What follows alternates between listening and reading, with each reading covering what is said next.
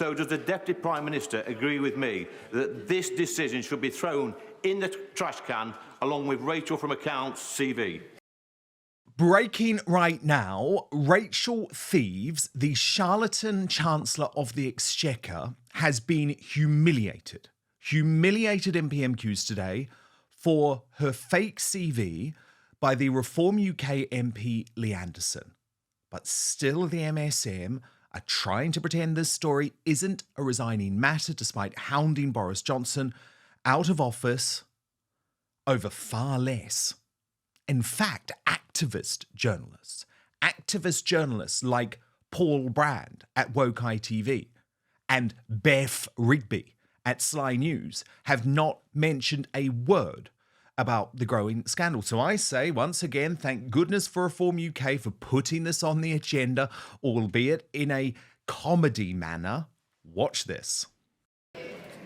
Thank you, Mr. Speaker. Just a few weeks ago from that dispatch box, the Minister for Rural Affairs said that he'd been congratulated by a farmer over the introduction of the inheritance tax. Now, I think this farmer must have been a cannabis farmer, because just yesterday we had 10,000 farmers on Whitehall protesting against this madcap decision. So does the Deputy Prime Minister agree with me that this decision should be thrown in the trash can along with Rachel from Accounts' CV?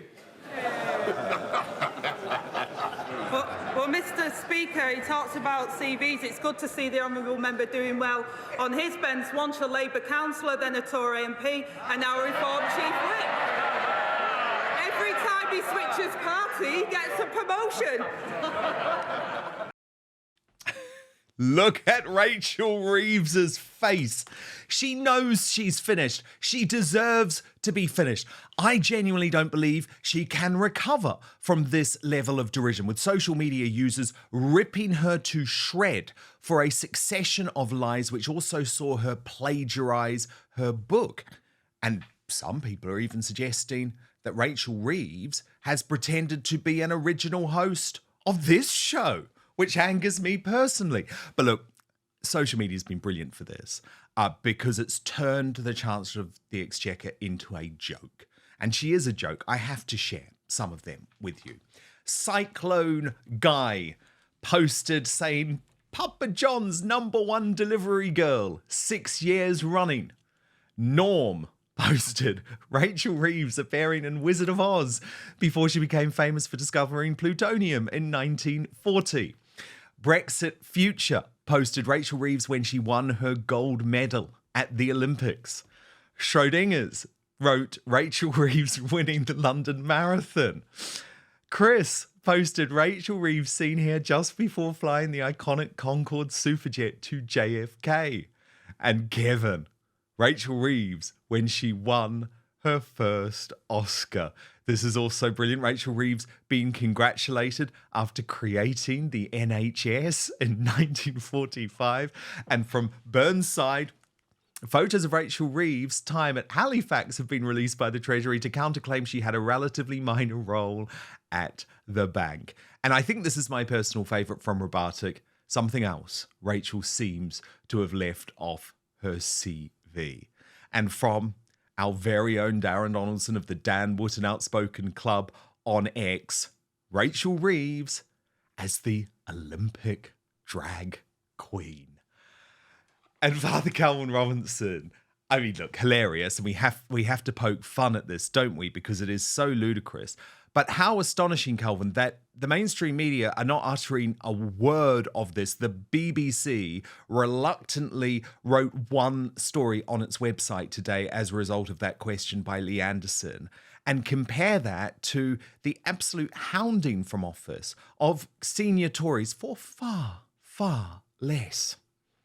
I know. Can you imagine if a senior Tory dared to lie about who they were on their CV or their accomplishments? They would be all over the headlines for days and days. It just exposes the double standards of the media, unfortunately.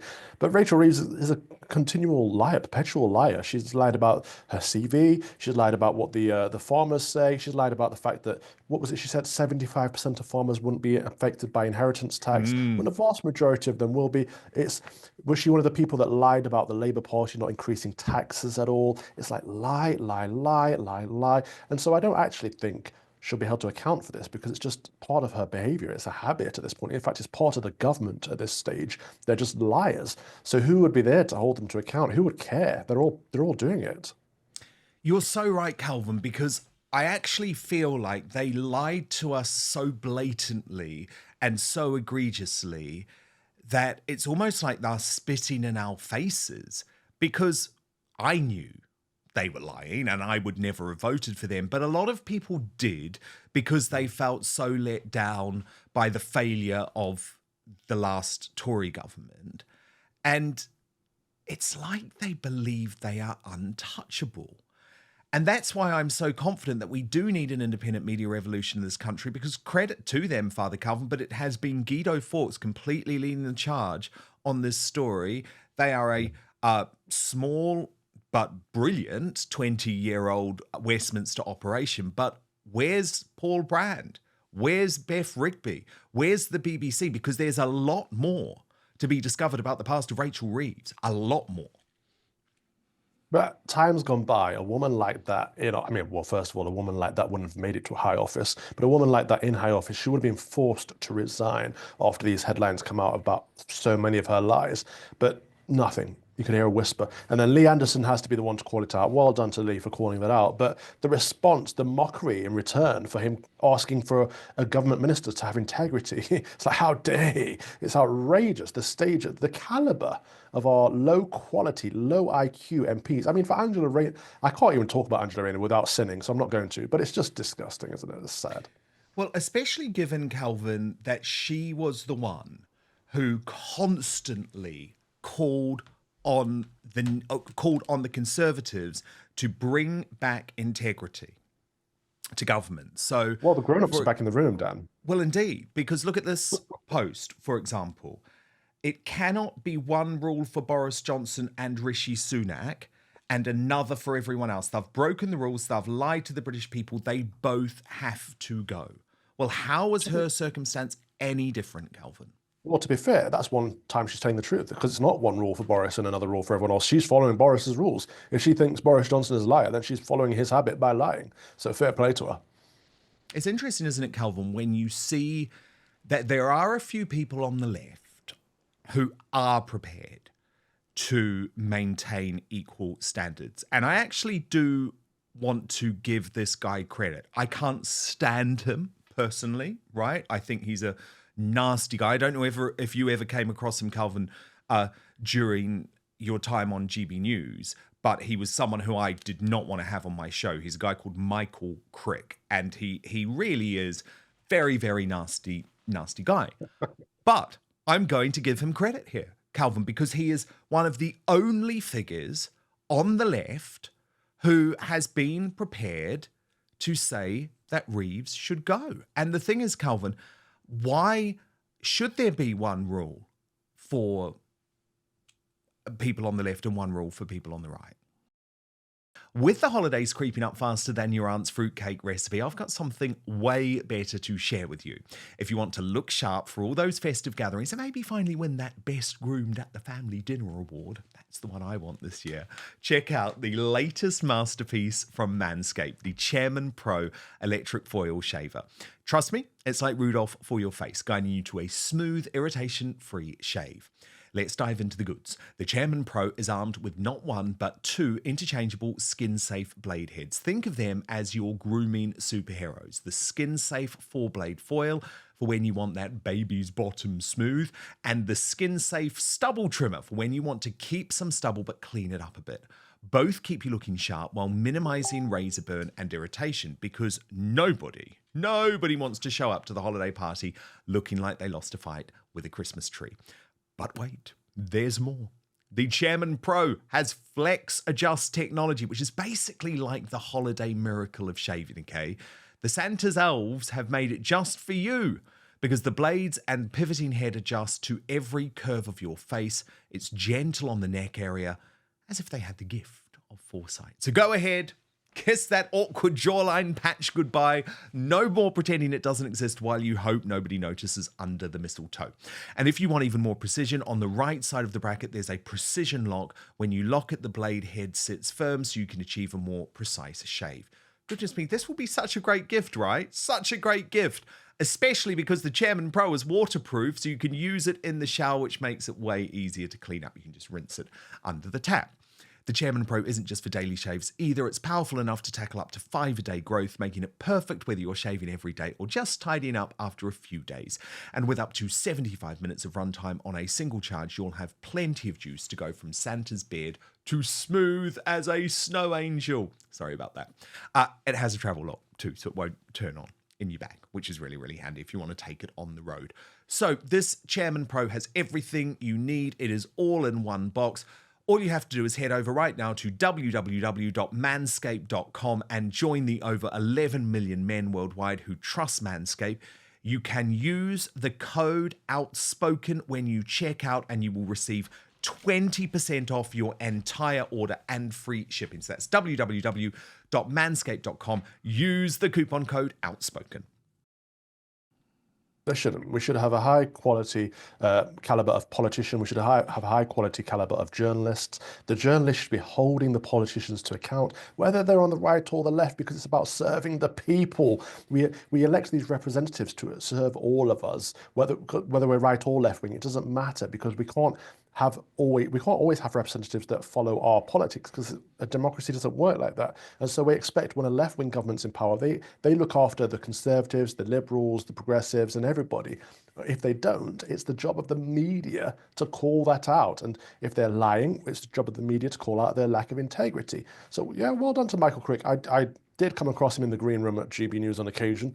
I didn't know why they had him on, because he just went on to mock the channel every time I saw him on. But again, fair play to him. Well, he's someone who actually doesn't believe that GB News should exist. So no. God knows what he thinks about the independent media. I'm sure he thinks, Calvin, that we should both actually be locked in jail. But I like that. But there's an old-fashioned elitism, isn't there? There's a snobbery about some of these metropolitan liberal elite journalists. They know their place. They are above us, and they're the ones to tell us how we should think and who we should vote for. And we don't know our place because we're speaking out. We should shut up. We should be silent. Well, no, not anymore, mate. No, absolutely not. The other really fascinating thing, Calvin, has been the citizen journalism around the story. I mean, again, I find it utterly infuriating that mainstream journalists aren't prepared to follow this up. But good on folk who are prepared to be honest. And a guy called Kev Gillett has actually had his LinkedIn suspended, apparently, but not before he went viral for revealing the truth about his former colleague, Rachel Reeves. And he wrote, back in 2009, the Right Honourable Rachel Reeves worked 3 levels below me. Just facts. She was a complaints support manager at LGBG HBOS, not an economist. Fact check. Nearly got sacked due to an expenses scandal where the 3 senior managers were all signing off each other's expenses. Narrow escape. Then had lots of doctors, dentist visits, so she was followed. Turns out she was doing Labour Council business when shown the fact she resigned. Now she is robbing people who've worked hard. Now she is ruining every agricultural family. Evil, evil socialist. Socialism is great until they've spent your money. And of course, it's Kev Gillett who gets censored, Calvin. When I think it's Kev Gillett who should be leading the British Bashing Corporation News, leading Woke ITV News, leading Sly News. But no, who's talking about Kev Gillett? Social media and the independent media. And by the way, I've looked into what he's doing, Calvin. I'd obviously love to have him on the show, but he's quite a shy guy. But I have verified via sources close to Kev Gillett that he is a legitimate person, and this is absolutely what he believes, and this was his experience of working with Rachel Reeves.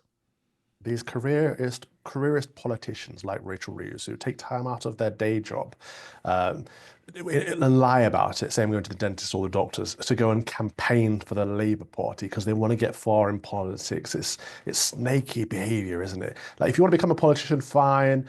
Certain people need to enter politics, but do it honestly. If you don't start it with integrity, you're not going to have integrity when you suddenly get elected to high office, are you? So if at the very beginning, when she was campaigning, before she even got elected, she was already lying to people, then why wouldn't we expect her to be lying now that she's a minister of the state? Indeed. Look, let me just show you what Michael Crick had to say, Father Calvin. I think it is worth looking at. This was on Times Radio. That she should resign or be sacked unless she comes up with a decent explanation for all of this. Or I might have added a proper apology, because, you know, it's getting a bit of a habit for Rachel Reeves. And in terms of her CV, as you say, her LinkedIn posting last week changed from being an economist at HBOS to being in retail banking at HBOS. Different, very, very different. Yeah, and that involved, apparently, according to Guido, dealing with customer complaints and a bit of IT. And then she told Stylist magazine that in 2021, she worked at the Bank of England for the best part of a decade. Well, it turns out that was 6 years, not the best part of a decade. And one of those years, she was doing a master's in economics masters at the LSE. So it was only 5 years, really. And then, remember, a year or two ago, she was found to have, frankly, plagiarised parts of her book on women in politics. Big, substantial chunks, paragraphs, were lifted from either Wikipedia or from articles in The Guardian and elsewhere. Now, any one of these things on their own would, you know, you'd say, well, it's a mistake, it's an error, she went a bit far. But the fact she'd gone 3 of them in a row here, really, I think, is going a bit far. And I think this is important. I mean, look, Calvin, it's not done with this sort of ferocity and the personal passion that was running through Michael Crick's veins when he was campaigning to end the career of Boris Johnson. But, as I say, I give him credit for talking about it, and I give him credit for actually having a moral standpoint that is consistent. Yeah, I mean, he says she's gone a bit too far. What he's trying to say is there's a pattern of behaviour there, and he's right to call it out. But you're right. It's interesting his mannerisms as he's doing so. It's almost reluctantly. He's like, oh well, one of ours is for. We'll have to call her out, otherwise we'll look like the bad guys. Like, well, yes, because you are the bad guys. But well done for having a bit of integrity there, Crick. Yeah, I mean, he's still a bad guy in my view. But unlike the left, Calvin, we are intellectually honest on this show. And I will praise the left when they do the right thing. It's just, unfortunately, very often the people on the left and the mainstream media, like James O'Brien, Emily Maitlis, Don Sobel, they just don't do the right thing very often these days. But if Paul Brand was to go and investigate Rachel Reeves and turn this into the story that it deserves in the mainstream media, believe me, I would be sitting here praising Paul Brand. But unfortunately, I would almost put a very large bet on the fact he hasn't even investigated this story for a single second. Thank you so much for watching Dan Wootton Outspoken. Please click on my face just to the bottom left to subscribe to this brand new independent news source and turn on the notification bell so you'll be alerted to our brand new live shows, uncancelled interviews, and special royal episodes. Outspoken is also now available as a podcast, so you can listen to the show every weekday on the go, wherever you are.